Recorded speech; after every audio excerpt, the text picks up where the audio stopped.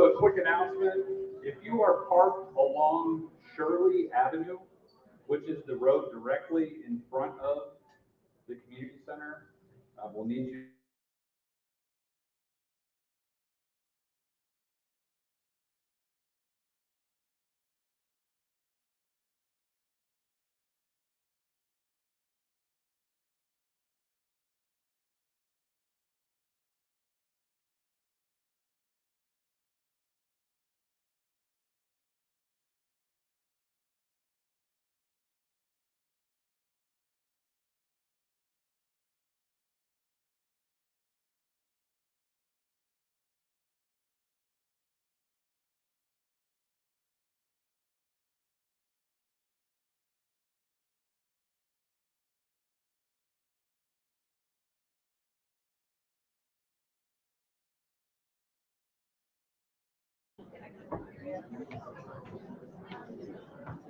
I'd like to welcome to the stage United States Army veteran Max Hall.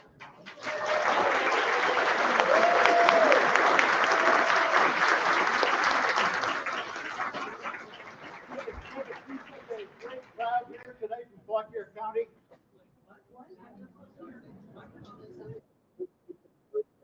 Fauquier County. I would ask for those of you who are able to stand and join me in the pledge of allegiance to the flag.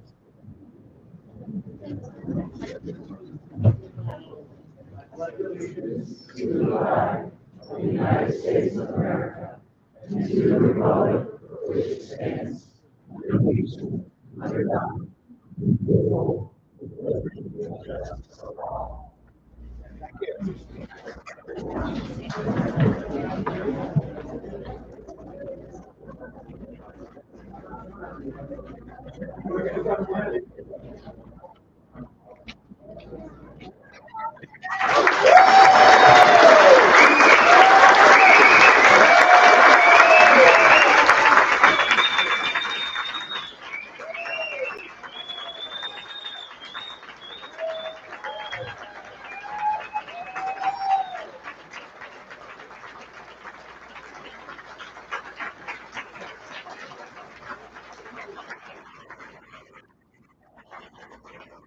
Thank you all for being here. Thank you all for coming out. I know it's a rainy day. I know the parking was kind of rough, and I know some of you weren't able to get chairs. But the fact that you're here inside, whether you're sitting or standing, means that you care and you believe that things can get better and that you believe that your voice matters. So I believe your voice matters. So that's why I'm here tonight as well. So I appreciate you.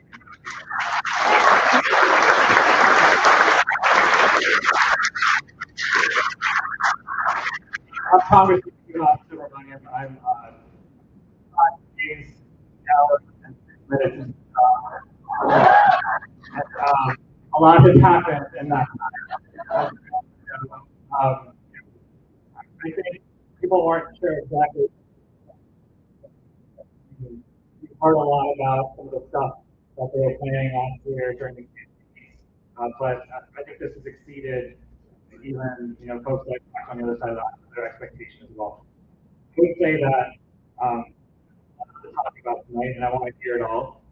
But I look at that small situation, and I think about what's going to happen to our community, not just the next year, the next 5 years, the next 10 years, right? That's my biggest concern right now. I want to make sure that our community gets through this stronger, our community comes together, and then we're united and supporting our neighbors in times where they're under attack, because your neighbor's under attack, you're next. That's what's going to happen. So, a lot of people have reached out. Some of the things that people have emailed me about, I'm going to touch on that really quickly. I know you all have questions as well, but a lot of people have told me about DOGE and the work that it's doing. And the one thing I want to say on DOGE is I actually did some of the work in trying to make the government better and more efficient. I took the Obama White House, but I actually transitioned a lot of the work to the White House. It's a bipartisan effort to try to make the idea behind some of the things that we stood up called the U.S. Digital Service. I worked in the Office of Scientific Policy. People can get the 15, 20 minutes, so why can't they get there security benefits? Why can't they have a better experience, right? And so that work involves getting a buy-in from federal civil servants. That work involves actually trying to get some of the best technology to the American people and to these government agencies. And most of all, it didn't cost much money, and we didn't have to fire many people. We made a lot of services better, but it was hard work. It took time to transfer some of this stuff. It got trillions of dollars worth of benefits and things. It's going to be hard, right? But we were starting to do that work, and what I'm seeing now is not making government better or more efficient. It's the opposite. In fact, a lot of what's happened is actually making government less efficient. It's making government more corrupt. It's making every American less safe. It's making every American less healthy. So when I hear people say unnecessary change that we need in order to fix the government that's broken, I think this is not the way to do it. It's the worst way to do it. In fact, it's going to take a lot of time to fix. And some of the damage that's going to be done, if they try to implement it, it's going to do irreversible damage to our country. And so that's why I've been so vocal. It's not just the federal workers, although that's a huge part of it, that we have a lot of federal workers here in our region, but it's also the fact that it's the federal workers that keep our air traffic, federal workers that make us healthy and keep us safe, right? It's the veterans, the disabled veterans who have exemplary records. We're getting fired, and they don't deserve that. We deserve better than that. We deserve better.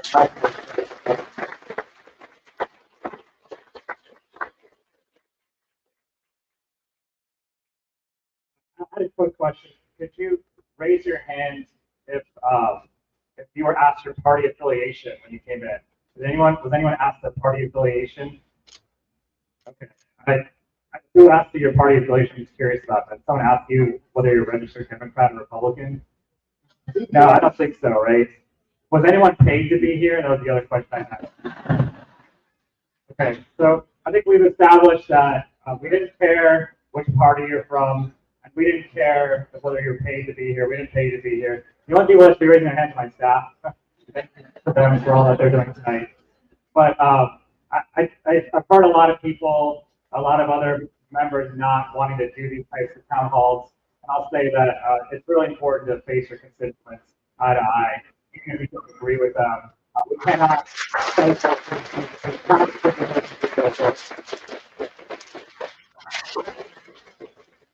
I'm really concerned about free speech generally in our country. What's really disturbing was the press getting kicked out of the press room, the press that they don't like. And members of Congress have gotten letters from the DOGE not the world that was told to be nicer to Donald Trump. That's basically what they said. And so I think it's okay to disagree, but we should not stifle free speech when people have an opinion that you don't like. And so we're going to continue to have a good conversation. Got a lot of questions too about what happened last week with the CR, the spending bill. I voted against the spending bill.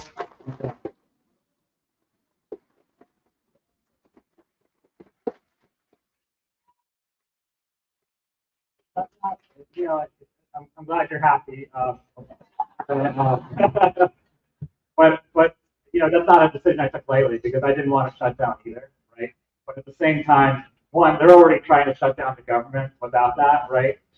But two, I think right now this is a time where this is not normal. What's happening right now? We're not in normal times anymore. And this was the one time, I've been telling people that, I don't have a lot of leverage as one member of Congress and the wrong side of a trifecta. But what I do have is some leverage when it comes to something like that, right? And so, I spoke out. Republicans came together, decided they were not going to talk to us about that bill, and they were going to do it themselves. And what that bill did was cut funding for housing, cut funding for veterans, $50 from DC's budget that they're trying to fix now.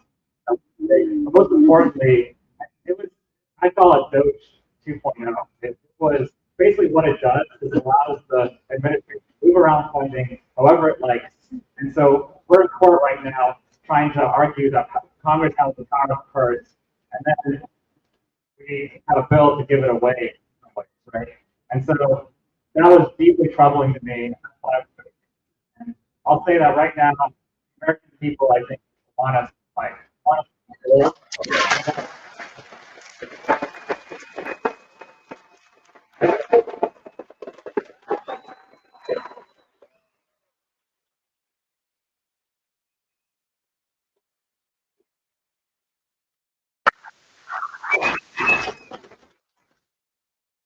Most people fight. Most importantly, you are not powerless. In fact, you have a lot of power. We've had a couple other calls where people spoke up and shared their stories, and they turned into articles in the paper. They turned into news. They turned into action on our end. And because of that, we have people get their jobs back at certain agencies. We've had the administration call certain things mistakes. Whenever we stand up and we fight, this administration will back down. This administration is afraid of people think. So I'm going to encourage you to continue to do that. Apparently, you can also FOIA DOGE now, so I encourage you to FOIA DOGE. Call your friends and tell them to FOIA DOGE and get all the records of all the people who wanted to do. At one time, how we heard that they were actually in the building, and they actually had huge furniture coming in. But I want to know all about it, right? So we sent them a letter actually recently asking about why they spent $15,000 on a washer dryer that costs about $1,500 at a retail store. And we're still waiting to hear back. But if anyone can figure out what's going on there, that doesn't sound very efficient when you're spending $14,000 more on a washer dryer than you really should be. The other thing is, I will continue to do everything I can, but not be afraid right now. If you've got an organization with a lot of people and you get federal funding from your organization,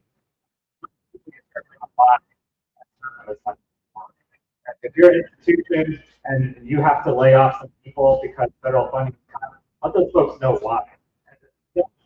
Don't let us shoot the messengers on this. You know, when they sent out stimulus checks 4 years ago, the administration made over every stimulus check, right? So they're really good at taking the credit. So let them take the credit for all the stuff they're doing right now. All the stuff.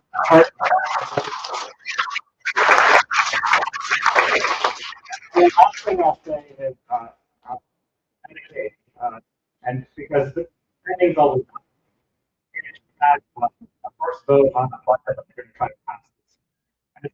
And what they're trying to do is cut the other thing is reform Medicaid. I mean, we're one of the richest countries in the world, right? Why can't we feed our kids in school? Right? Why can't we get basic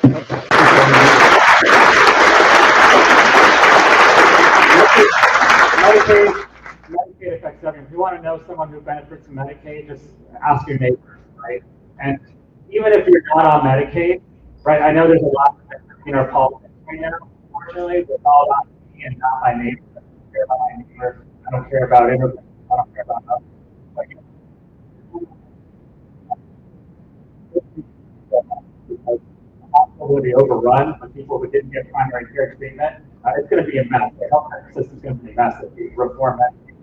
Virginia will get the brunt of it because Medicaid expansion would help so many Virginians all across our Commonwealth. Medicaid expansion will be rolled back, and anyone that benefits from that will not benefit from it anymore by any cuts to Medicaid. And so we have to fight for Medicaid. We have to fight for we have to fight for every single American right now. So that's what I'm doing, but I want to hear from you more. But thank you so much for being here, for coming out, being in the rain, because it is not going to happen with just some legislators in Congress. It's going to happen with you because of you and because of the work that you do. So let this happen a lot of times. Go up.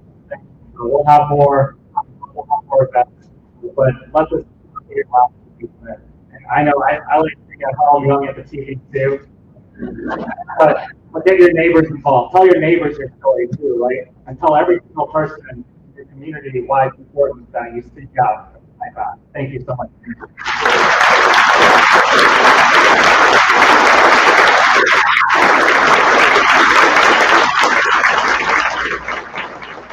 Do you have introduce very briefly. And by the way, this is some of the action that we've taken, by the way, where we've actually won. So these are some examples of us winning, right? It started with the federal funding, and then the FBI code, which has with state right now. There's a temporary restraining order on that. The private dismantle agency can't actually do that, and so federal judges agree to keep going, right? We've lost we filed 100 court orders. They've lost about half of them, and they're going to lose many, many more to come. We've also launched about 1,000 investigations. I think it's like lost track. I don't know about the right number of times. Well, the problem is they're doing so much, right? But people say if they flood it, they'll just focus on one or two things. I think flood it back. We're flooding it back. One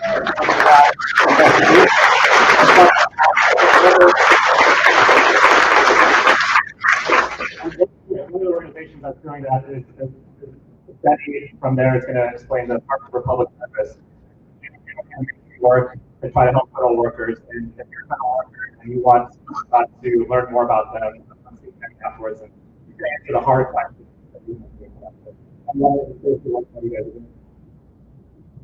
Welcome to you all. Thank you. My name is Jen Mattingly. I'm a vice president of the Judicial Public Service. It's a nonpartisan nonprofit. For 20 years, we've been working to build a better government and stronger democracy. And how we do that is through helping think about what services. We talked about service delivery. The congressman talked about making sure things are easy to use, streamlined, and do a lot of work with government to try to make it easier for citizens to get services from the government agencies. And so we also support career federal employees and through leadership development, training, just helping them navigate their jobs. So that now what that means is we're helping federal employees find themselves in. And that's everything from language explainers. There's a lot out there, but it's just that it's complicated. And so what does it mean to have a reduction in force? What does it mean if you're on the probationary period? What are your skill rights? We also talk about how to find what's your status. So we built a website. It's on our main website. You can find it. It's on publicservice.org. So that's publicservice.org. And we've got explainers. We've got webinars where we bring experts on to walk you through what your rights and responsibilities are. And we've spent our whole career trying to help people come into government with the idea that short service to your country is a good thing. But now we're helping folks navigate coming out of government in the hope that we can help them in this moment and transition. And so we've got a bunch of career stars, we've got recruiters coming on, we've got a bunch of folks. We work with other organizations. There's a lot out there to support people, civil rights one, the unions. And so what we're doing on our website is a story wall. And so we want to just talk about the impact of what government does. Sometimes you don't realize all the services. You mentioned the FAA, there's a whole Department of Agriculture, a lot of work goes on with that, housing and urban development. So there are a whole bunch of agencies. So telling the stories of impact and helping people understand what it is that our federal government does is something we're collecting stories on as well to help educate folks. So I'm happy to answer questions. That's why I'm here to have basic questions about any of the things going on and how it impacts you in the federal employees. So maybe some there. Thank you. No, thank you so much. The other group that's not here, but wanted to be here was there's a couple groups that are actually doing the lawsuits, right? So they've been helping us navigate legal questions. We also have a litigation task force in Congress right now to help track and help support some of the litigation on things we believe are illegal and unconstitutional. They're probably either they're in court right now or maybe they're stuck on 15, one of the two, but they couldn't make it tonight. Any questions you have that we can't answer tonight, we'll send their way. But that's all I've got. I'd love to hear from you though. So please feel free to start lining up behind the microphone, and we'd love to start hearing your feedback and any questions you have.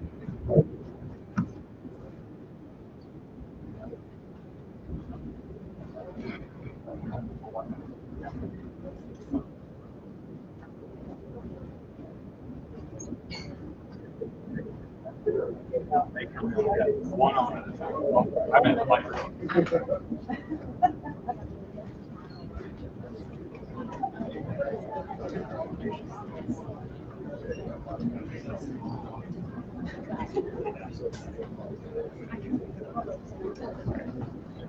So 1 minute, 30 seconds. Try to limit that. I'll have time. We're going to try to keep it rolling because there's a lot of people already lined up. So if you can keep it to about 1.5 minutes, that'd be great. You know, I won't cut you off if you've got a good story or I've got a little bit more to say, but we'll try to stay on time. So just say your name and then. My name is Arlene Watkins. Thank you for letting us talk and getting Where are you from? So, I don't know. First, I wanted to express my concern regarding leadership within the federal workforce. I am a DOD employee and use Outlook to manage all my emails, pretty much like everybody else. So when all of this started, I created archive folders, what was called Trump stupid stuff. And under that was called Lithium Craziness. So I moved all of the emails there. When I walked into work on March 3rd, I went to file the 5-bullet email and the folders were gone. Completely gone. So I checked with my IT people. They said we absolutely cannot use your emails or your folders. Legal, can't do it. So I just wanted to turn that out to everyone. Be careful, Big Brother lives. And then I had a question about Elon Musk and what steps are in place to ensure that none of his companies can receive government contracts since he is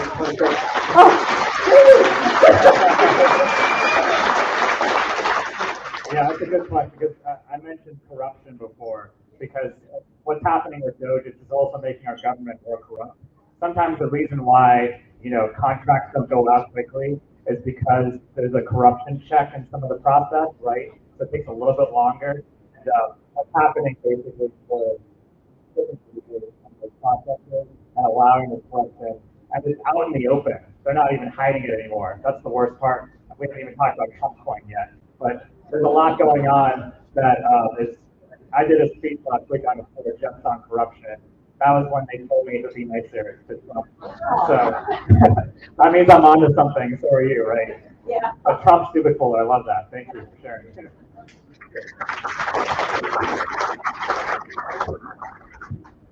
First of all, I'd like to personally thank you, Congressman, for coming to meet with us this evening.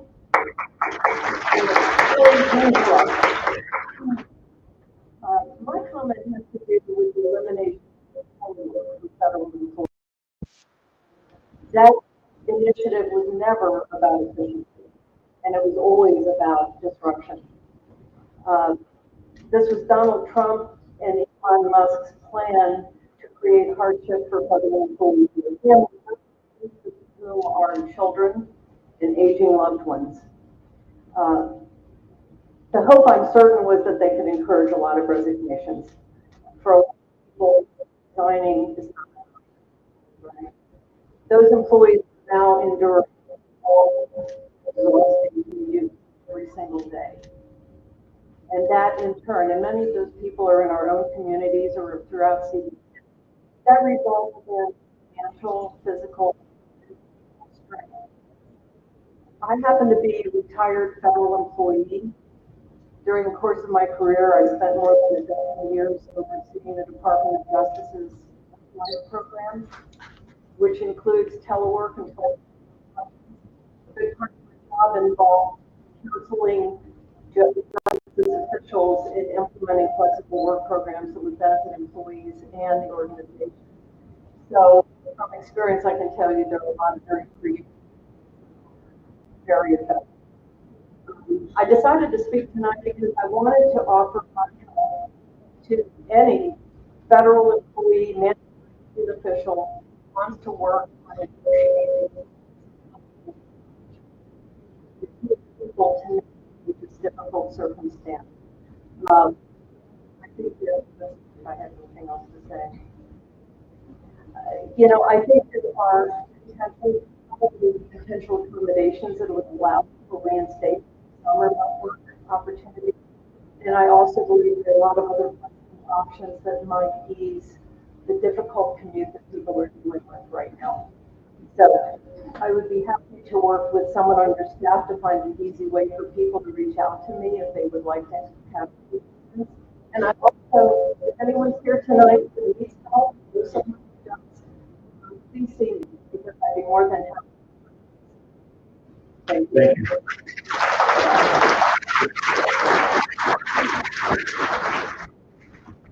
you. I'd like to thank you for your recent vote in support of the cryptocurrency industry. And my question is regarding stable coins, regarding crypto, will you be working on, or do you plan on supporting, it still hasn't been written yet, of course, but do you plan on supporting legislation regarding stable coins and cryptocurrency to establish a regulatory framework to make things more predictable for the industry? Yeah, so he asked about stable coins and crypto. Crypto has a really bad name right now, and I just mentioned Trump coin, right? There's a lot of, scams happening in the crypto world. I would say that crypto is basically blockchain technology. There's some good that can come out of it. And so the problem is we don't have any regulations around it right now, and so that's why it's kind of the Wild West. But if we're able to actually put more reasonable regulations and guardrails around it, and that gets small founders. I actually worked with a stablecoin startup in the past, so I know the technology really well. We can actually help kind of root out the bad behavior that's happening right now. So let's see if the president will help with the bad behavior part of that. Thank you.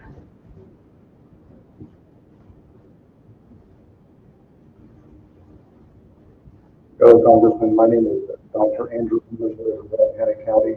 I'm a retired Air Force officer, spent half my career overseas. I've been under fire and I've seen men die in front of me. So I don't consider myself a sucker of blows. I consider myself committed to this country.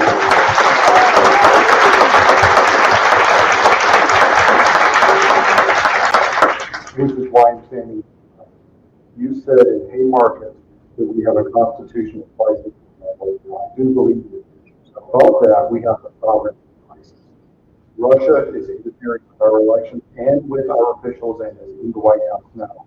I ask the civil government, I ask the president through the foundation, AFN News, Salem News Network, they're getting direct lines from the Kremlin. I ask that they lose their tax-free status. I also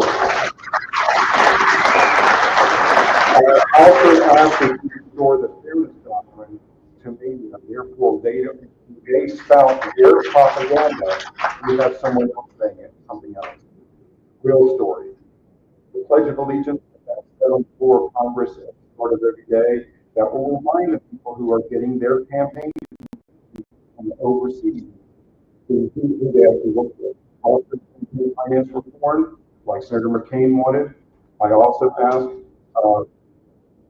to affirm and support the Constitution daily. Every member of Congress needs to say that. I also ask every member of Congress to affirm our alliance. Countries like Japan are still technically at war with Russia because Russia occupies the northern territory. Russia has occupied parts of Georgia, occupied Transnistria, threatened Finland, and threatened Poland. Obviously, has occupied Ukraine, and it goes on and on and on. So I do want to mention that. The other thing is a foreign agent must register under 60 days. They're not doing that. So the members on the opposition who are getting aid from a foreign hostile power, I ask that we close diplomatic relations with Russia and let them start using it. I also want to mention that all the negative, I believe the Democratic Party can save America, but with very simple reform, we can eventually resolve the income tax. We can have a broad new way of approaching the state security. I have some suggestions here. I won't bring them up tonight. Security will be on student loans. We can solve a lot of housing problems by a volunteer group of citizens. We don't need those for free. With volunteer protection.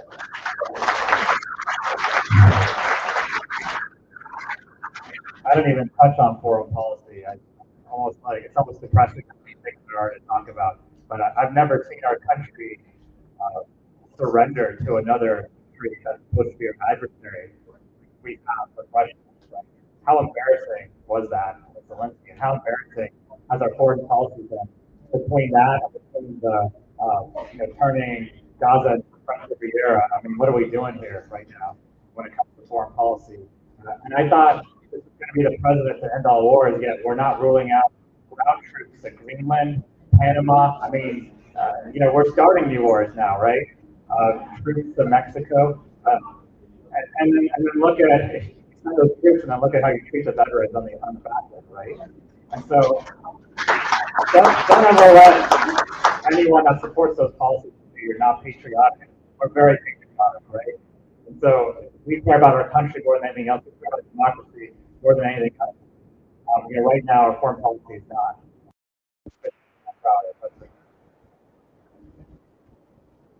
Good evening, Congressman. I'm Calvin Newton, resident of Warrenton. I'm the head of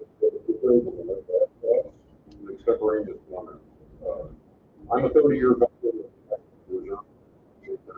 Also from the Department of Defense.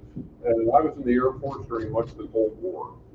And I understand the current. I spent 2 years at the Missile Launch Control Center in Montana, and 4 years at the war plant in Omaha. And I understand what the world, I understand that it is not a zero-sum game.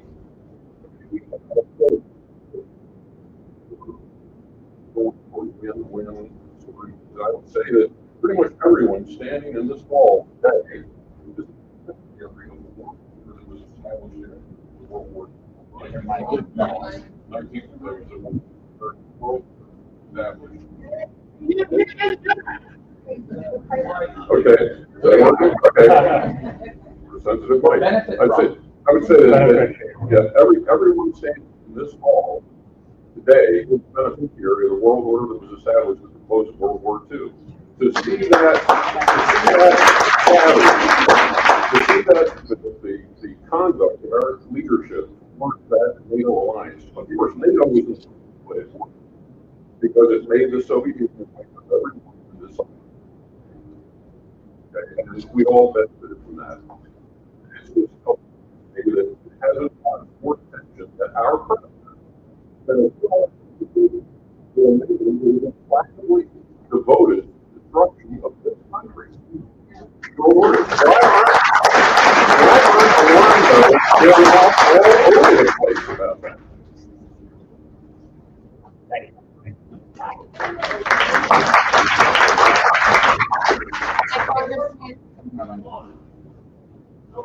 Hi, Congressman. Go ahead.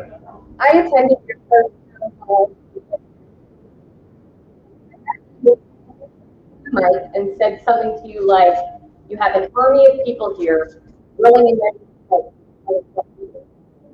You went on to explain that there was not much that Democrats in Congress could do, but some Republicans convinced to cross party lines. A call to action to give us was talk to our friends and family in red districts and tell them to contact their reps.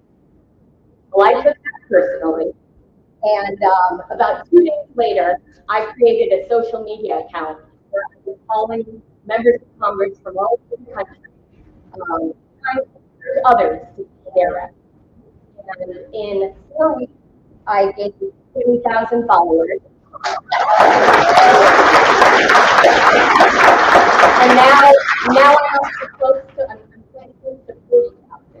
February 3rd. I get dozens of messages every day from people in red districts telling me, thank you so much. I just made my first call to my rep today because of you. The point is, I keep your phone bank for Florida. We do daily quests where here's what we're going to call our reps about. It's working. So for the past 3 weeks, I've been calling your office every single day, trying to get a meeting with you. My requests have been filed somewhere and either not seen by you or ignored by you. You told me that this is the only thing that can be done by us, and I've spent hours of my free time every single day making it happen. We're not normal circumstances, and therefore we need to be with our solutions. Help me help you. I would like to meet with you to further strategize on what topics to focus on, what bills we might have a chance of getting somebody to cross party lines. And since my calls to the office aren't being heard, I drove all the way here to ask you directly, will you meet with me?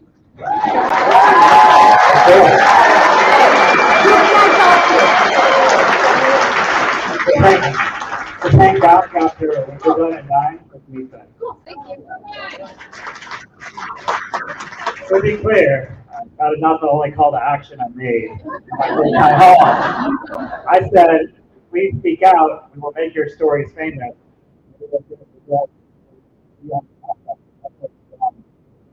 And we've had a lot of success in addition to the investigations, in addition to all the stuff we're trying to do. But that story shows me that you all have a lot of power, right? Maybe just as much as I do or more, right? So use that power. I love that you use that power. And yes, let's meet up. I want to work with you because right now we have the power of the people right now, and we have to use it. So thank you for using your voice and empowering other voices too. And let's meet up and have the peace. Hi, I'm Rocket. I have a few ideas that this might be trouble with the assignment, at least to get prepared. Maybe try to make an executive order. So maybe they're a lot less powerful than we seem to be right now, and that would be way more powerful than I ever thought they would be. Maybe do something like presidential pardon, maybe we could get rid of it altogether, totally used. Maybe do some Supreme Court justices, maybe limit their terms to 20 years or whatever, so they can't keep there forever. Things like that. And lastly, because of time, there's a demonstration going on this Saturday downtown at the Washington Monument, so that everybody know about that in case you don't know about it. And that's it. Thank you.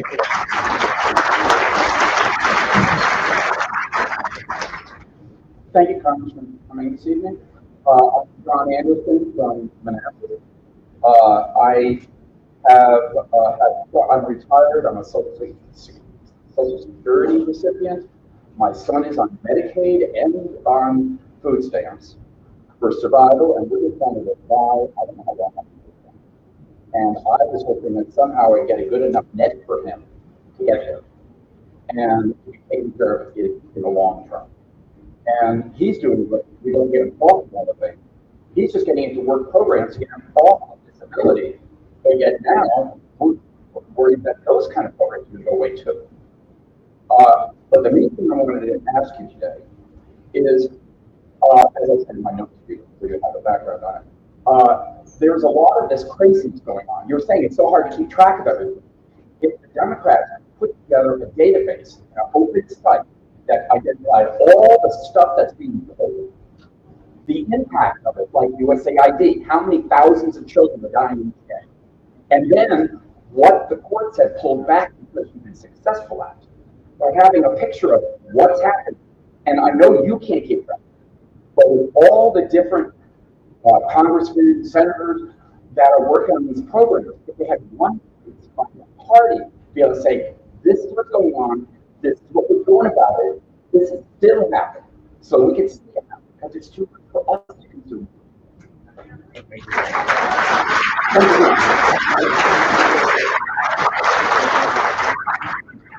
Yeah, and I think some of those resources already exist. We'll try to get them to you all out. So thank you. I think that's a good idea. Thank you. Hi, my name is Schmetzer, and I'm from Warrenton. My husband is a federal employee, so works for the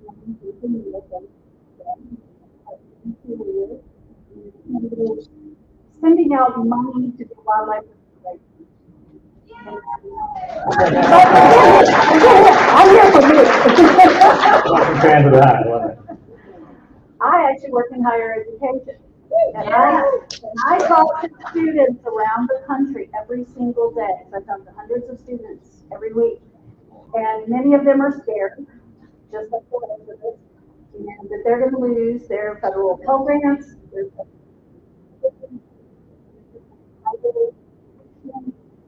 getting that are probably going to go away. And I haven't heard enough about what is going to be done with all of that money. And everybody, whether you've ever had a student loan yourself, somebody you know has, you support a college team of sports, and this money goes away, the teams are going to go away. And I've always said that's the one thing that will wake people up. If they don't get their football games and their basketball games. So I want to know what's going to happen. I want to know what's going to be done to protect all the students and our. Thank you. Thank you. I think you probably saw that they signed an executive order, the President signed an executive order with the Department all together. And it was due for the student loans.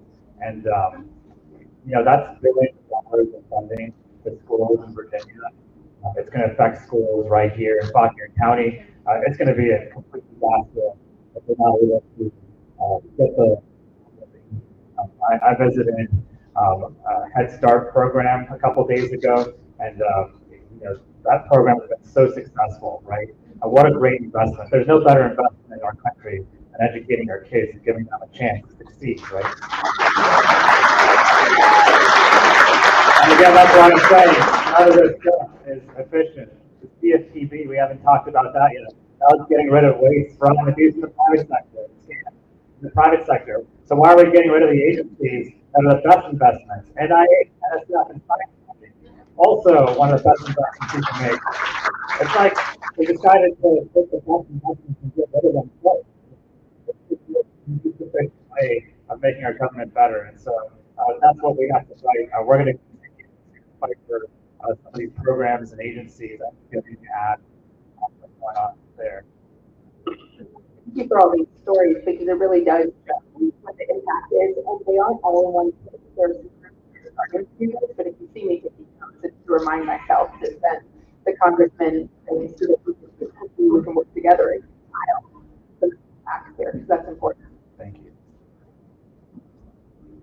Hi, good evening, Congressman. My name is Dr. Robin Miller Young, and I'm say that introduction to it, and maybe people will stand on that.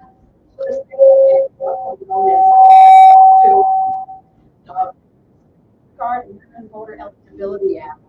And this legislation proposed by Republicans would require all Americans registering to vote or updating registration information, such as the move to go to the voter registration office in person, documents including your proof of citizenship.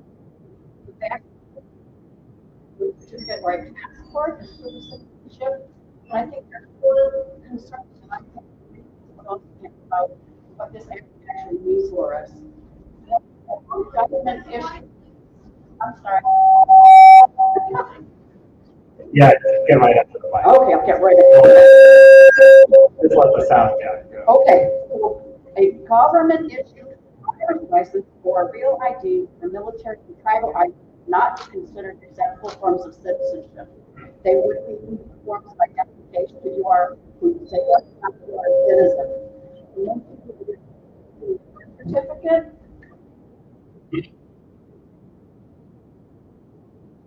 Talking about the safeguard in their eligibility.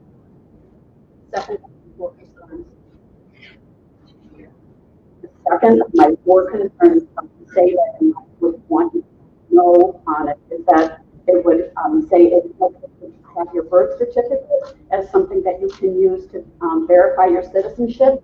But there are as many as 69 million women nationwide who have changed their surname, that's their last name, and that this would prohibit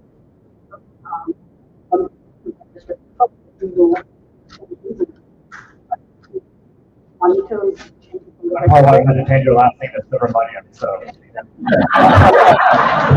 Well, and I did that as well. I was Robin Sue Miller. I was Robin. I'm going to vote against the SAVE Act. Yeah. You want to Stop it right I want to address why having a passport, because I have a passport under my, I don't know what's going to happen. And I have to pay to go to the passport, and it's actually be like a poll tax that people are going to have to pay money to then eventually prove that you have the right to vote. We looked at it too, in Virginia. There's no voter fraud in Virginia. This is a solution in search of a problem that doesn't exist. Right. And so, really trying to make it harder for certain people who often vote for Democrats. But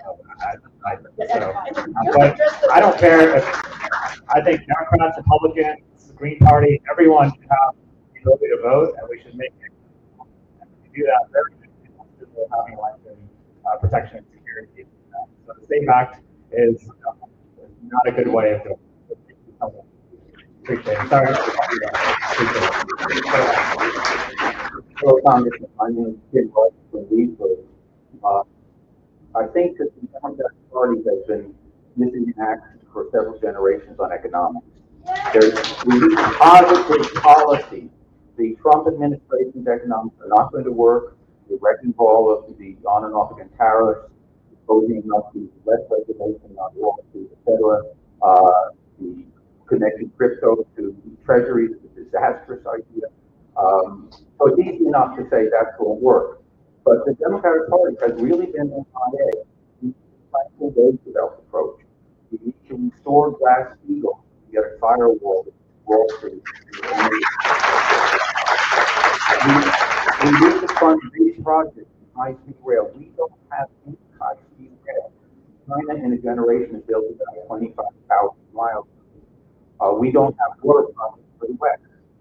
We have underfunded our fusion program, and I particularly use on the Science Committee to really put weight to work with China, South Korea, and other nations on fusion, which is a new platform of plasma physics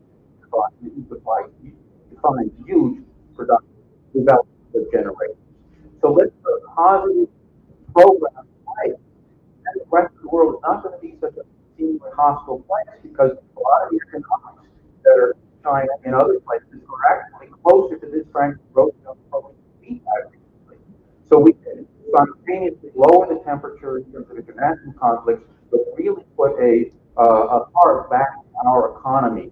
And I have to be bold, as you said right at the beginning, call for Glass-Steagall restoration, put in place the funding, free to whaling out Wall Street, really make it. Thank you. One thing I would say about the absolutely, we have not done anything to this year, and we need to do more. And this administration needs to do more, because that's what they were talking about all last year, right? Tariffs raise prices on everyone. I've talked to businesses here in Fauquier County and all across our region who, if they want to build a house, lumber prices are changing every day. They can't even have their quote held for 30 days like they used to, because they're going to go up in 2 days, right? I've talked to businesses that are afraid of investing in other businesses because they're not sure what the future holds for our economy right now. I've talked to small businesses who feel like they're getting squeezed all the time because policies in Washington are putting more regulations on them, and because they're only products of the big businesses that can afford lawyers. So the small business don't have the money to pay for the overhead of lawyers and regulatory people, right? And so there's a pattern here, which is the largest corporations are getting the tax cuts, they're getting the benefits, and the small businesses, the people in this room today, are getting the brunt of it. We're taking the hits right now. We're not doing anything for working families in this country right now. We need to get back to that. Democrats, if you're talking about the Democratic Party, I think that's what we should be talking about more. And I think we can be successful if we talk about, one, what's going on in Washington and how it affects everyday people here, and two, what we're going to do about it and how we're going to help people.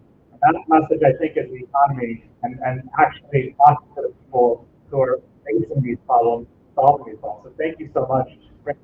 I think we're going to do more of that. Thank you. Hello, my name is Erin McCarthy, and I'm a teacher here in South Carolina at a Title I school. I'm very concerned about the cuts to the Department of Education. Like most public schools, we get a lot of our funding from county and state sources, but a big chunk of Title I schools come from the federal government. And at our school, for example, we have two staff members who are really effective, who are, and they are able to take kids out of the classrooms, work with them one-on-one and in small groups, help with the reading skills. It's so important. I'm worried about the cuts for funding, but I'm also worried about the special education program as well. Again, we, as a county and schools, manage, create our individual education plans, our 504 that look out for our special education students. But the Department of Education, they are the ones that enforce it and guide and provide guidance. So I appreciate what you said before about education being important. Can you talk maybe about the next steps after this executive order is signed and what's going to happen now? Thanks. Thank you for what you do as a teacher. We're gonna sue them. Someone else is gonna sue them. We're gonna invest. But most of all, I actually asked them. Someone came to me last year and said, "I don't want to get rid of the Department of Education. I agree with that policy." I said, "Do you know what the Department of Education does?" And didn't have a good answer for me.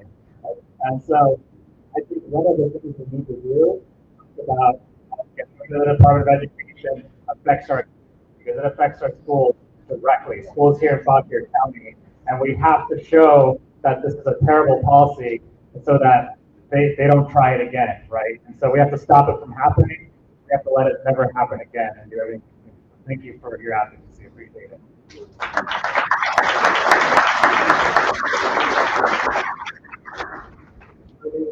My name is Larry. I'm from Haymarket, and I have to admit that I've never been to a town hall meeting before. But I'm here because I'm scared, and I'm not ashamed to admit that. I'm scared for me. I'm scared for people in this room. I'm scared for my son and for my grandson. I firmly believe that we are in the early stages of 1930s Germany.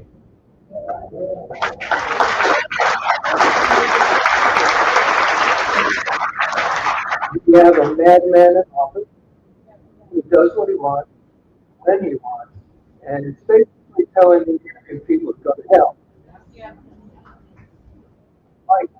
I would like to comment on why Congress doesn't seem to be able to understand it, and why, especially the Republicans, don't see it.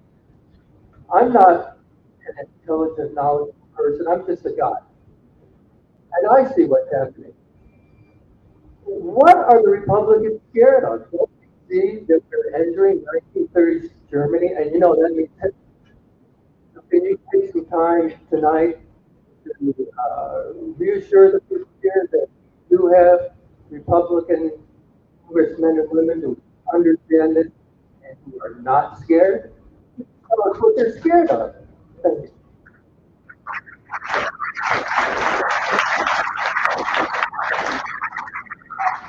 I don't know what Republicans are thinking. Right? Best I can explain what's going on with congressional Republicans is that they are scared of the president.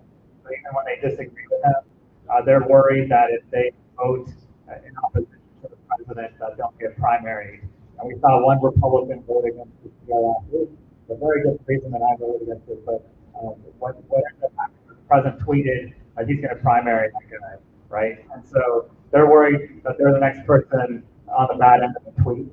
And I think it's okay to be a little afraid, but you can't count on it, right? You have to be principled, especially at a time like this, and you have to fight back. You have to understand. I think the most courageous Republicans right now are the ones that are retired, right? They retire and then they speak out, right? But we need some more people who are in office right now speaking out and being able to be principled. But I'm not doing that right now, but I can promise you that I'll be principled. I'll make sure that my colleagues are principled, and I'll continue to be in there. we'll continue to do all the things we need to do to push back so that this does not get this great problem. Hi, my name is Marty Maniak, and I'm from Atlanta. And my late husband, Kevin W. Dix, works for Veterans Affairs for 25 years. He's actually in the Army by 20, but he came like that. He started in 2020 due to mild cognitive impairment, which eventually turned into early onset dementia. He was proud of his work building hospitals and for veterans. But when he had dementia, he would point to buildings and tell, I built that.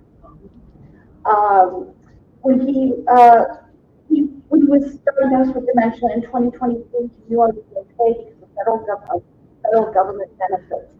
He died in December of 2024. I had no met life. They had paid out the life insurance. It is a huge relief. I had constant problems with PM. They sent an application as we second form that was already filled out and told me that I couldn't sign this one because I was complete. I'm also sick, and I had survivor had to sign the form.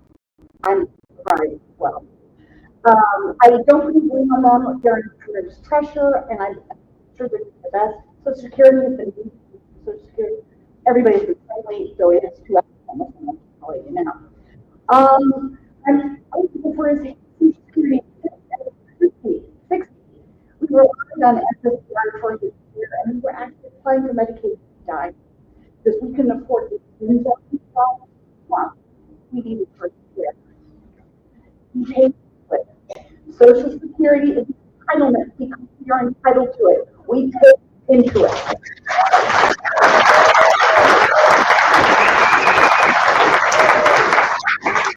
I don't think as a Gen Xer that I will see my Social Security and I have planned accordingly. My survivor benefits are mine because my husband spent his life making them. I think you're talking about people mine, but there are also people that need to survive that rely on that money as well. Thank you. Thank you.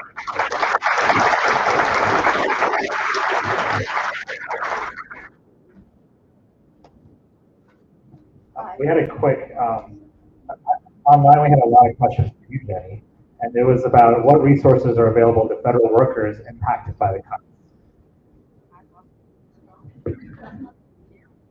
I give my microphone over there. The woman who was just speaking, I did want to say, and this is for others too, there are organizations like the National Active and Retired Federal Association, NARF, that if you're having trouble getting your benefits or have questions about your federal benefits, so for your federal retirement, groups like that can help.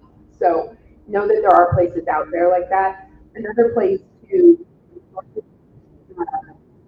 are organizations like the Federal Employee Education and Assistance Fund that does help with some no-interest loans for feds that need help and are impacted by cuts.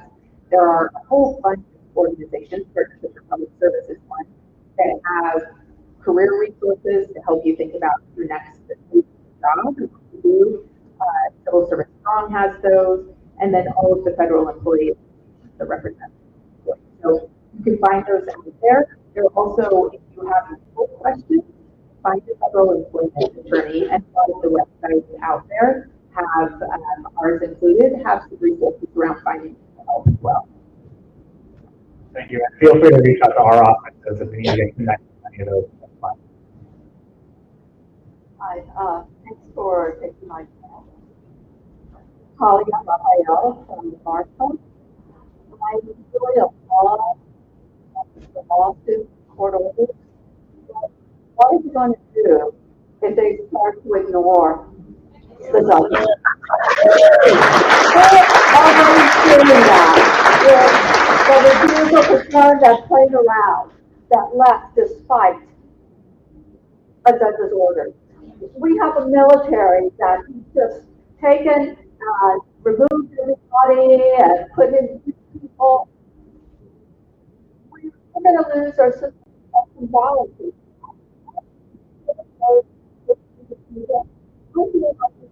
And you're not paranoid.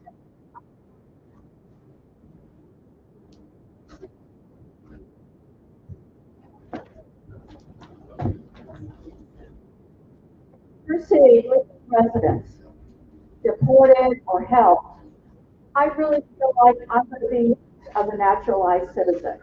And I'm afraid to travel outside of this country. So go look at my phone and see how much, how often I'm called, who, a ridiculous Cheeto.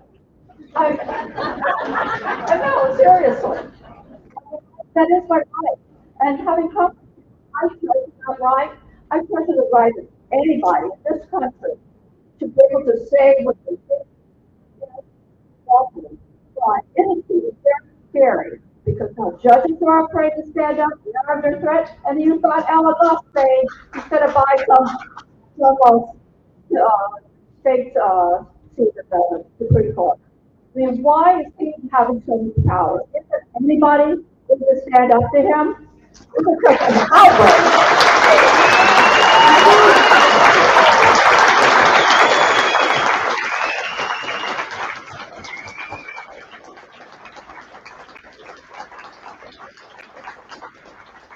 No, that's encapsulated in some of our greatest fears, right? They've already started ignoring some court orders, right? Falling short of ignoring the others, but they accidentally install that lockdown.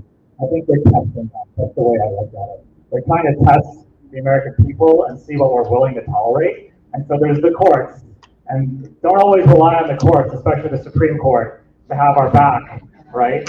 But then there's the court of public opinion, and then there's you, right? And if you don't tolerate it, if you tell them that's wrong, if you tell them you're going to fight back, they will back down. I'm telling you, they have already on so many cases. They call them mistakes, right? The DOGE people say, we're making mistakes. No, they're responding to you speaking up, right? So continue to speak up, and don't just rely on the courts. This is an all-hands-on-deck situation, so let's continue to fight in the court of public opinion. Thank you. Thank you very much, and thank you for coming here tonight. I really volunteer not going to life where we have real town hall meetings. And I'm really glad to see you following the footsteps of great people like Warrenton.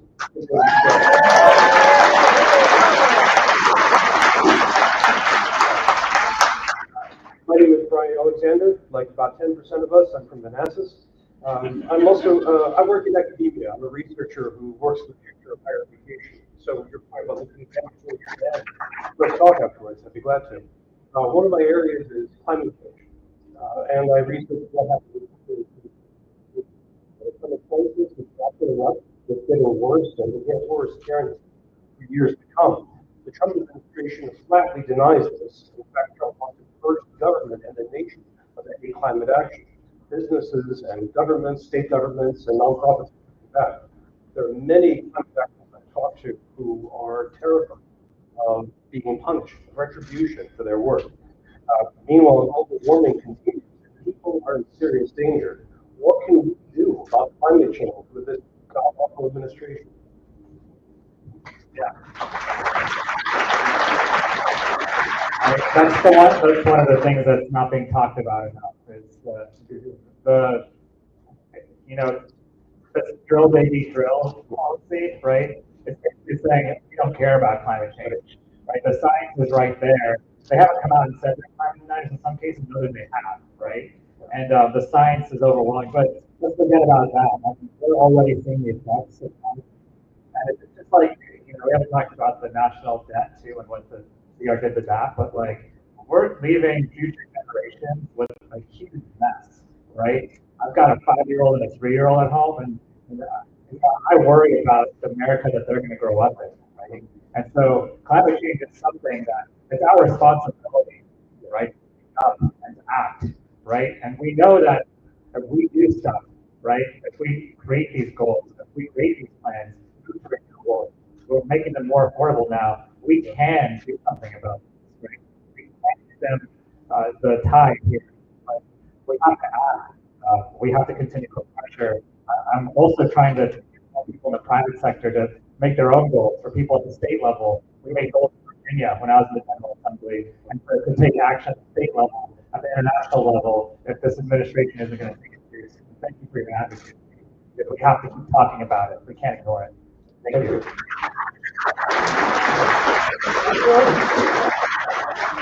We'll get there. Hi. My name is Tom Schmidt from Warrenton, Virginia. Quick comment on that, your drill baby drill. Michael Steele came out with something not too long ago to replace that. It's a great mantra with street baby thing. But,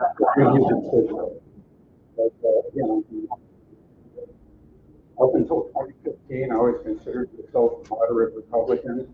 Not before, I'm not sure what I am, but I do know that I'm a supporter of big, inclusive, diversified Democratic tent. So,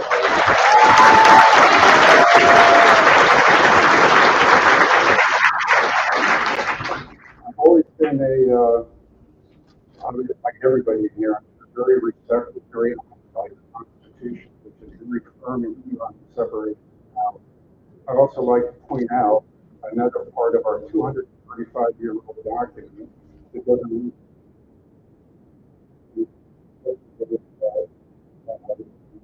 implementing justice, empowering or ensuring tranquility, and promoting general welfare. I think that gets lost a lot. It's very much another thing of activity. We want to point out I'm a certified public accountant, a certified information systems auditor. I know a little bit about auditing. I know what auditing takes. I know what fraud is. I know what substantiating fraud is. I know the difference between that and empty rhetoric and baseless claims and accusations. That's not evidence. I think everybody knows that. The other thing I'm glad to hear is what you did under the Obama administration, which is a little bit of corruption, which is planned, controlled, to make great change to build operational efficiency and effectiveness. That's far different than thoughtless destruction for destruction's sake, which we're obviously today. So with that backdrop, two questions. One is, a lot of what you shared here today is fantastic. I'm hearing another theme that I know personally. My wife and I have to turn the sound off every day when the propaganda comes on, misinformation, and everything else. What does the Democratic Party do to match that with clarification, directions, strategy, plans for going forward? We've got to match so get after the propaganda game. Related to the second question related to that is, the Democratic Party has always been polite, trying to play by the rules, but we're dealing with people that have no respect for time-honored tradition, judicial precedent, or anything else. We've got to start doing this. I'm not saying break the rules, but we've got to start playing a different game. What can you do on the House floor with your peers if you're more aggressive, start turning in a different direction? Fire. All right. Yeah, on the propaganda side, I mean, it's hard, right? One of the worst things that's happened to our country here is the system. All the time.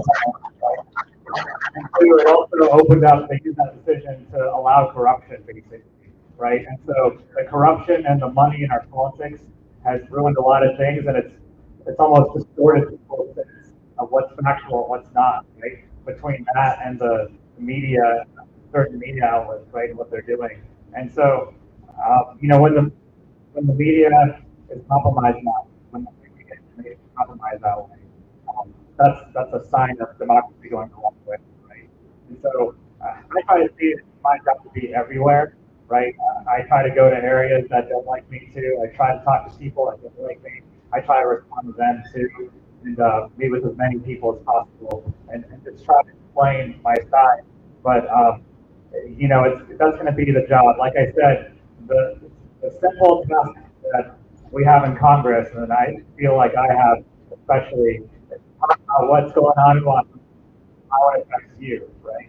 And so if we say, Medicaid is going to raise your premium if you're not Medicaid, it hurts you if you are, right? You can't let them say, well, it's the fault of immigrants committing crime, the fault of, gay people, right? We can't let them get away with that. We have to continue to say, this is the impact on you. This is why you don't have benefits this month. This is why you didn't get your Social Security check. We have to hammer that home over and over and over again. So that's all not right now. Got a suggestion for me. There's a podcast you want me to go on. There's a YouTube channel you need to go on. That's fine. But I'll just go anywhere. If you need to. Yeah, that wasn't my touch. Yeah. But yeah, that's a great question. And same with the House floor. I mean, we actually tried to subpoena Elon Musk the other day, and we're trying to be creative, and we're going to continue to try thinking outside the box. We're going to continue to, and a lot of these moves that we've made are actually precedented for us. And so, I think I'm hoping that we can get a lot of the party out of their comfort zone. But again, on 75 days, 12 hours out, 35 minutes on the job, still figure out what I can do and can't do. But I don't mind being warned. I'm staying warm.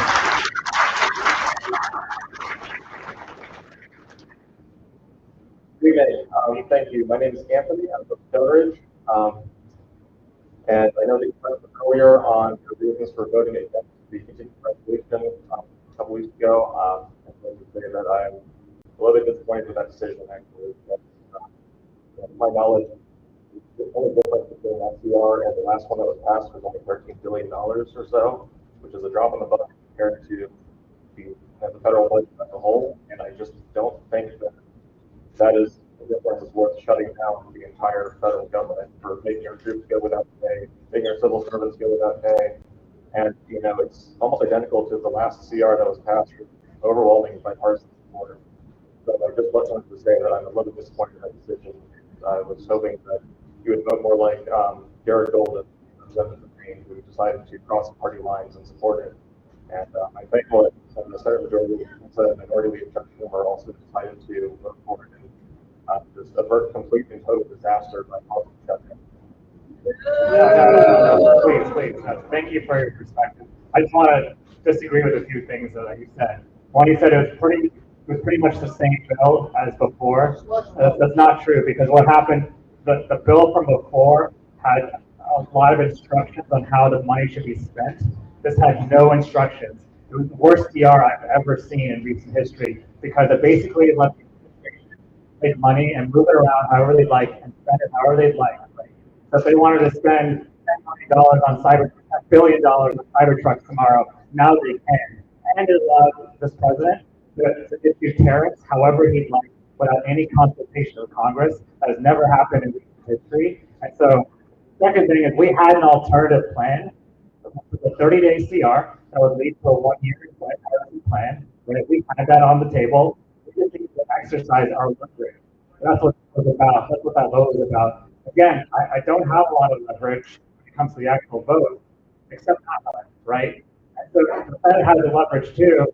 And, I saw the explanation for why the voting. I understand they were afraid, right? Afraid of what would happen with the shutdown. But again, they're trying to shut down the government already, right? And if we don't use our leverage, we're possibly endorsing what's happening, while also allowing all this stuff to happen in the meantime, like tariffs. And so we're going to have another fight again, last till September, right? We're going to have this happen again, right? But there was a good CR before me, I would have voted for it, but it was a bad CR, it was a bad bill, and it also gave up all our leverage to try to get something done. So I appreciate you talking about it. I look forward to continuing the conversation. Thank you. Thank you for your time. I appreciate it.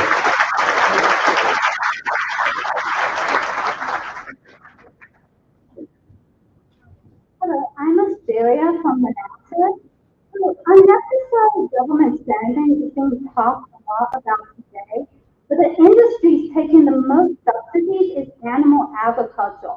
The U.S. dairy industry hasn't made a profit in about 20 years. It gets about $26 billion in subsidies each year.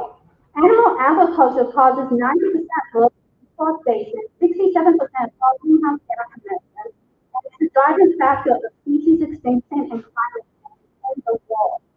Animal process caused every pandemic in the last 120 years and most before then. Animal products not necessary, no good for us, and yet the industry is being propped up by billions of dollars. The amount of money being given to animal agriculture is enough to end global homelessness. Meanwhile, Americans who are on disability like me get only about $900 a month, not even enough to pay rent, and nonprofits struggle to provide help. The subsidy for animal agriculture will cut in half. That would be over $40 billion, and instead of giving to nonprofits to pay for schools, animal shelters, etc., we could see a boost in the economy, homelessness stop, and poverty all but wiped away. Billions given to horse racing each year. The planet, wildlife, and animals could be saved. The medical health crisis stopped. The U.S. stopped subsidizing animal cruelty and instead promoted plant-based diets. As well as global hunger would be stopped as the amount of food grown for livestock in 1 year. If instead such government would end world hunger 14 times over. Would you be willing to fight these absolutely vile industries and force subsidies to help Americans save our planet and cost safety of animals? I appreciate you coming today. I was talking about earlier small business versus big business, right? You know, we're not doing enough for small farmers, the younger farmers that are trying to come up and start from scratch, right? We're not doing enough. Subsidy to the largest corporation, right? And because of that, you're seeing who want to come out, and they want to start their own business here, start their own farm here, but they're not able to. I think we're doing more for that. There's been some progress in recent years, but we need to continue that. So I appreciate you sharing your thoughts. Thank you.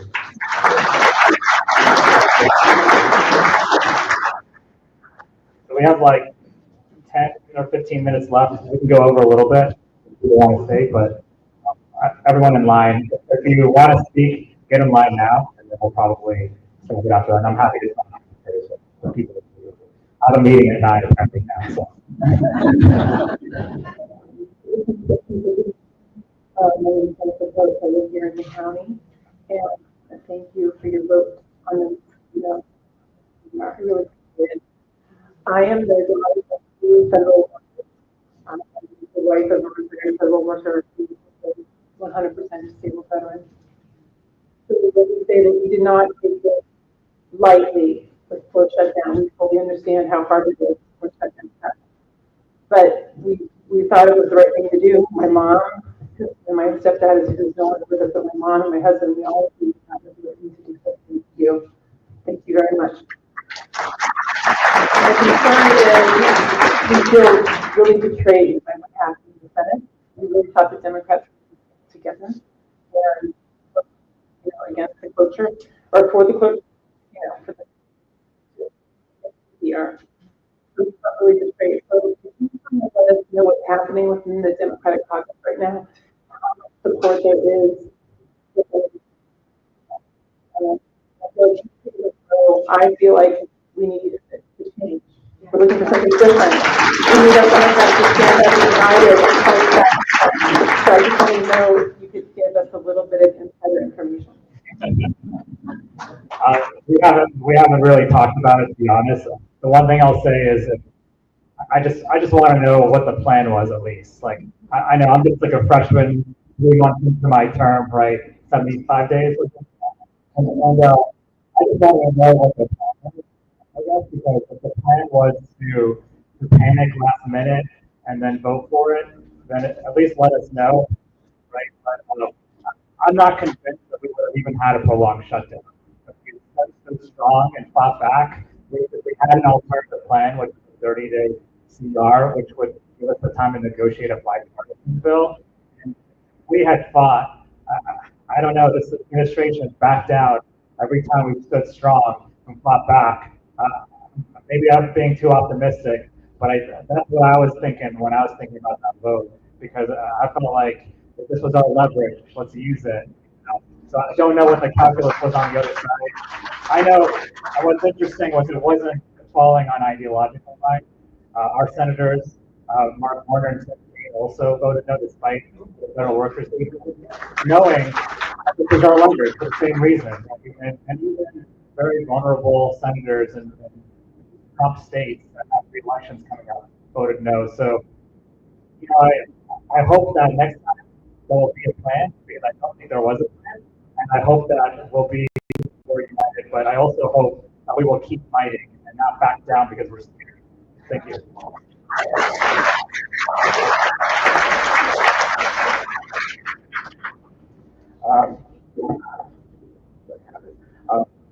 Congressman, my name is for about 12 years. I'm here to talk about product that all of the mainstream Democratic Party that wants to go around this time last year, a very, very close friend of mine came out as transgender. She's had her struggles, but over from that last March up to October, her mental health, it was just like I've never seen anything like it in my life. Just like it completely went away. Genuinely, I've never seen her that happy ever. And then the day after the election, he sent me a text saying that she was going to kill herself on January 19th because she would rather, she wanted to die in a free country.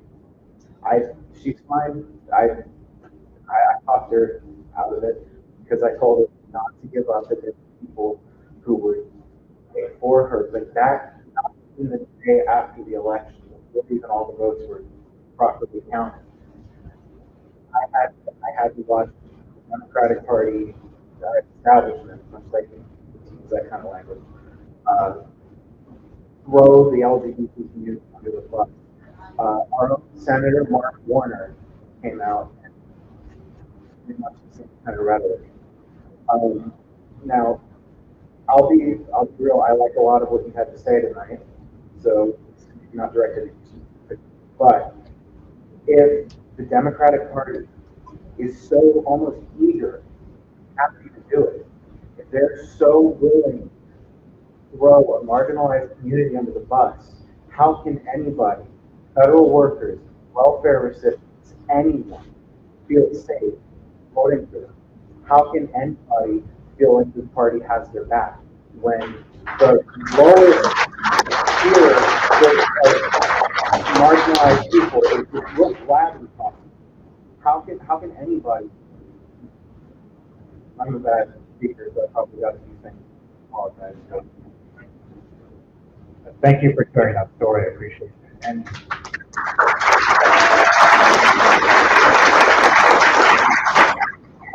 what I'll say again is, we're coming for trans people today. We're coming for you tomorrow, right? Nothing is going to. We don't stop them with one group. They're going to come for other groups. They're going to come for everyone. So we have to. By the way, for folks in the LGBT community, we have some resources on our website that we just for you on all the things that may be happening. Please, if you need help or you know someone that needs help, please help them get away. Our website is just used for that. So thank you for sharing. Want to add to that? Yeah. If anybody, sorry. I mean, if anybody, even if you just are tangentially connected to somebody in that community, please speak up against it. Call Mark Warner, call everyone you can, and tell them not to do that. Don't throw people under the bus. That's not what this party does. Thank you.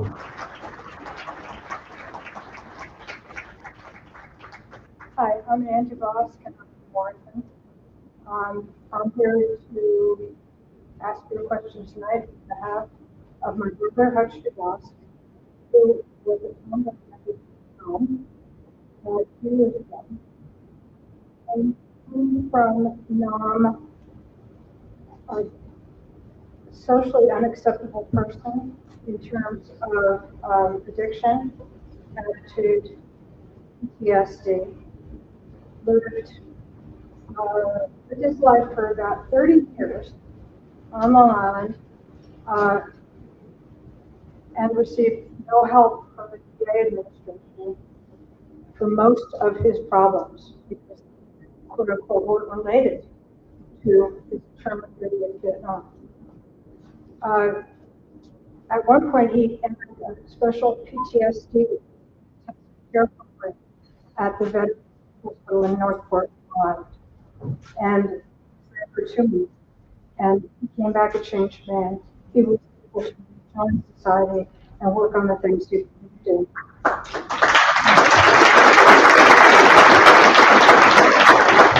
What he believed in was helping veterans get appropriate medical care that they deserve and the programs that they deserve, and helping them stay in the PTSD program and dealt with and help them. And then he dedicated the rest of his life towards helping veterans who were returning or had returned trouble in their medical needs. I am very scared that our future veterans, our current veterans, and our still suffering veterans won't get the care they need. Look what we can do for them.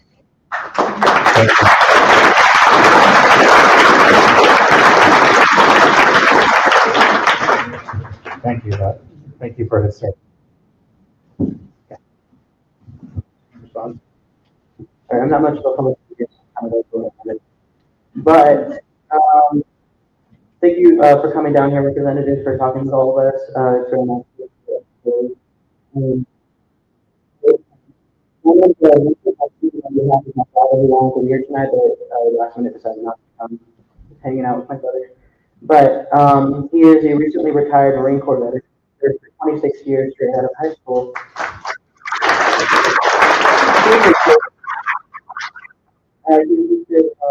At my age 17. The topic of discussion tonight is on behalf of him, he wanted to talk about the Virginia Military Spouse and Defense Education Program. He's been wondering why in this state you have to live here for 5 years before dependents can use the benefits. On behalf of a lot of people don't realize that military commitment is very here. To put more context, my family and I moved here in 2013, 3 years, after that we were stationed in Okinawa, and then we went back here for another 3 years, and then went to Hawaii for 2, and then got back here in June of last year. Non-consecutively, that adds up to 7 years, yet apparently benefits. As a high school student, you have to graduate all the life education. I don't see how it makes sense. I don't see how it makes sense about how a person can serve the country for over 20 years out of high school and not be eligible for all the benefits because the state said to be here for time frame because of the military families that have to move. I don't enjoy seeing the military service members being treated like this, and this is U.S. Congress.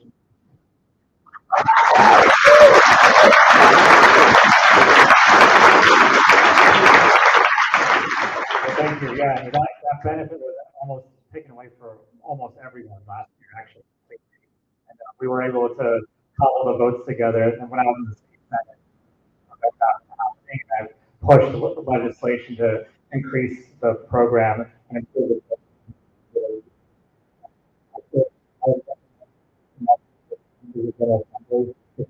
Support that, and I hope, because we made a promise to our veterans, and right now, not just in this case, but across the country and our federal agencies, we're breaking that promise to our veterans.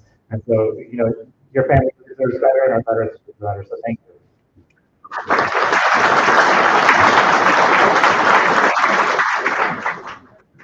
Thank you for your time. My name is Dan. I'm from Ashburn. Father of 2. I've been politically independent. I consider myself so. Happen to be a Democrat for the last 6 to 8 years because of what I see as backsliding on the part of the Republican Party and other some of my views. There's been a lot said tonight about the being scared about different things. I share some of those sentiments where I'm really scared of our health process.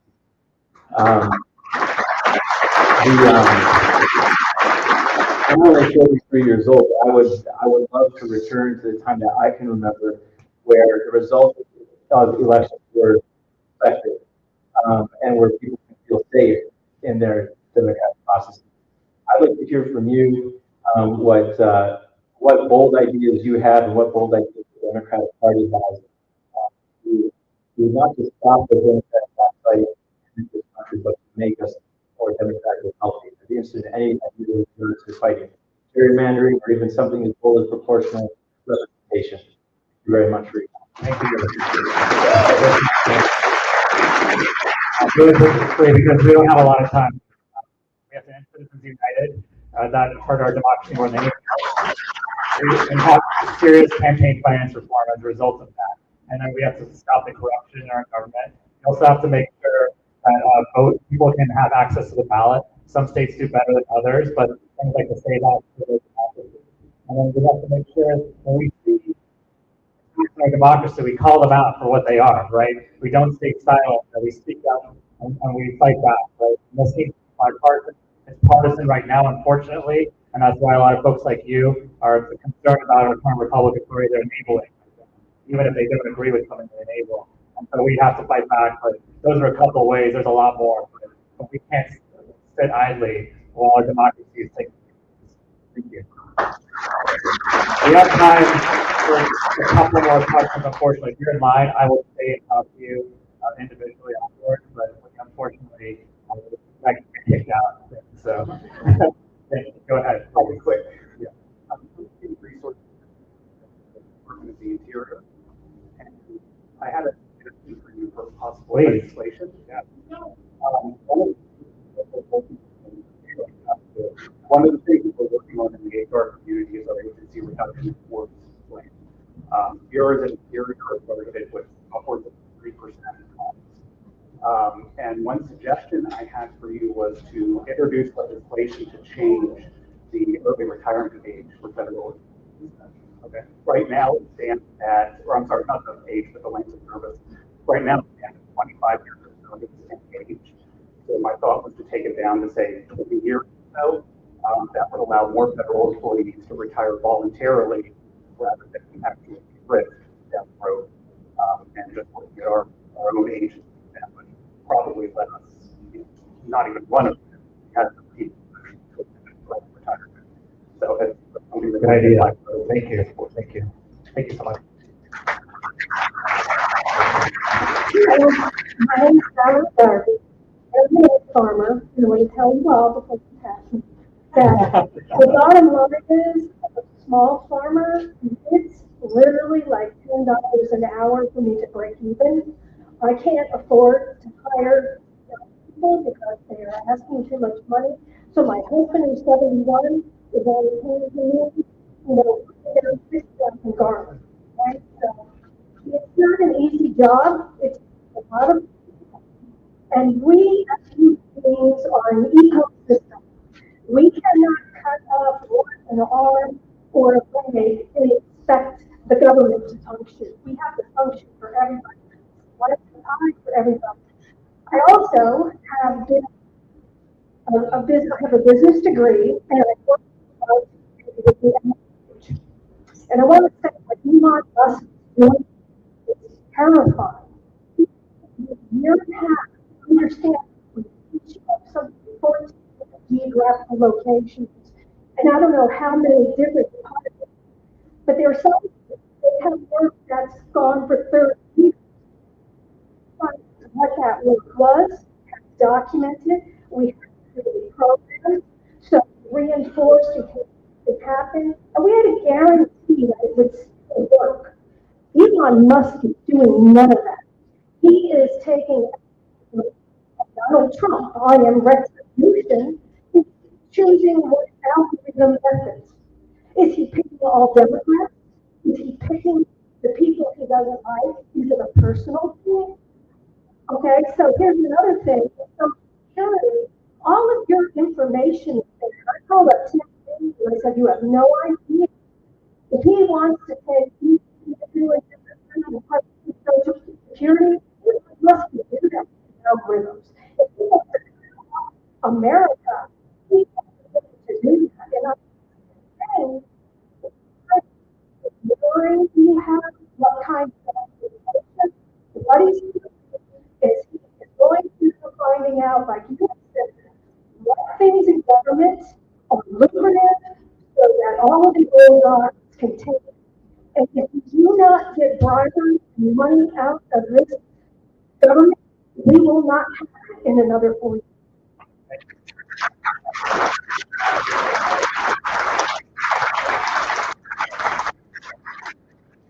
Hey, I'm not really sure about election executive order. Some regulations not doing processes finish up any of this work. That's before that.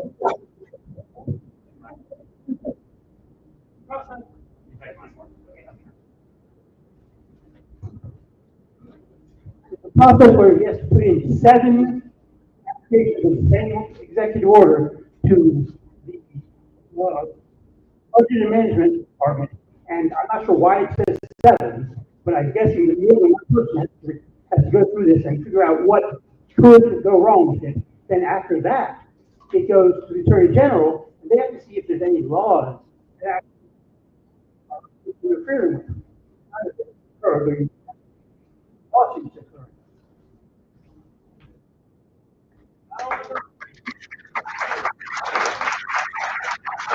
There's a lot.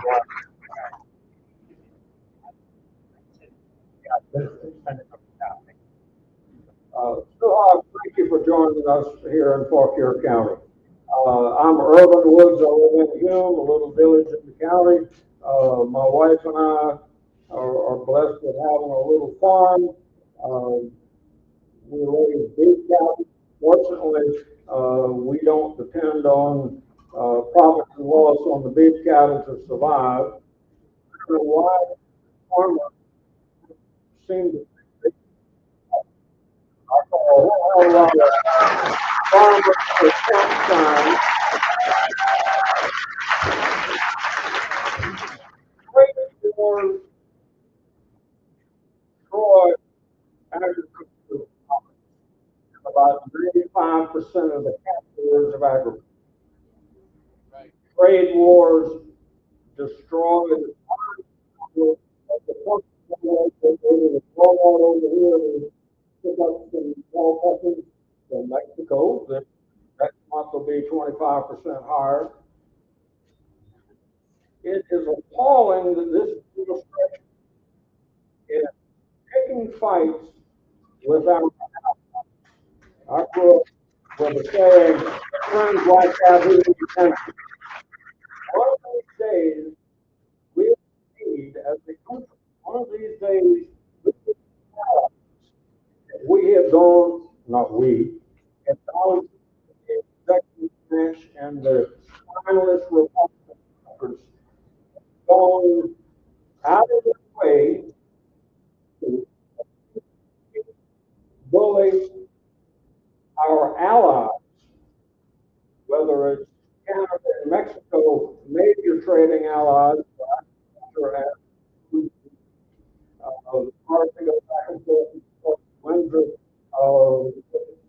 if he imposes, it's going to put the American industries that they have to be trying to help behind the curve. The fact that we abandoned NATO is appalling. One of the days, this people need friends and allies, and I just don't know if they're going to be there. And people really don't know what they can do.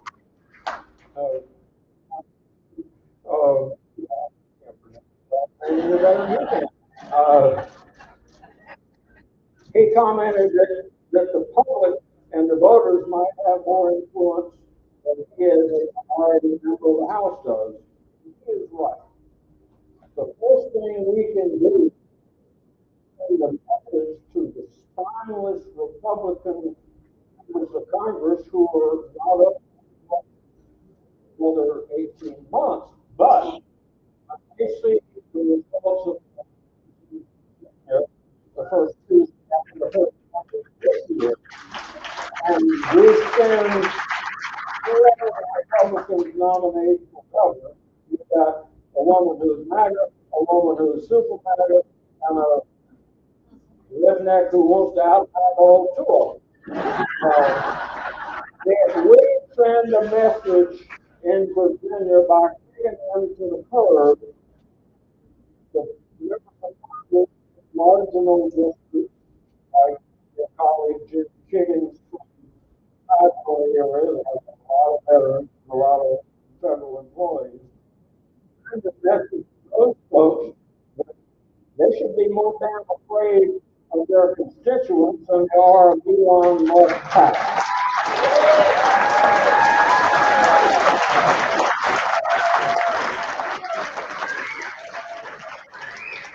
Well, that was a great way to end tonight.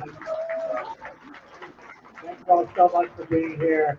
For those of mine, I will stay after I must talk, but thank you again, and thanks for all your Thank you all so much for coming. Just a reminder, as you're leaving the parking lot, please